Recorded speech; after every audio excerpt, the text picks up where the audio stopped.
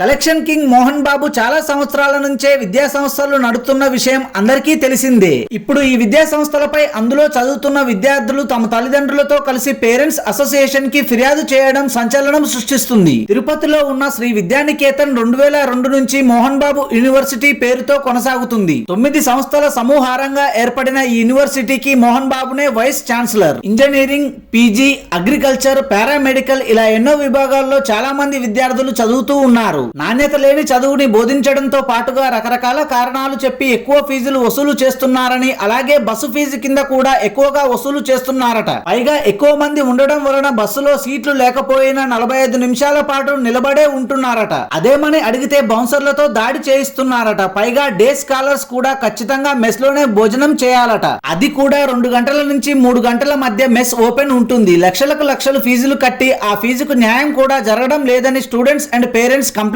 చేశారు. అలాగే స్టాఫ్ కి సరైన టైం కి జీతాలు కూడా ఇవ్వడం లేదనే విషయాన్ని కూడా కంప్లైంట్ లో పొందుపరిచారు. పేరెంట్స్ అసోసియేషన్ అయితే ఆల్ ఇండియా టెక్నికల్ కౌన్సిల్ కి, అదే విధంగా విద్యాశాఖ మంత్రి లోకేష్ గారికి కంప్లైంట్ చేసింది. మరి ఈ వివాదం ఎక్కడికి దారి తీస్తుందో చూడాలి. Thanks for watching this video. For more interesting videos please do subscribe.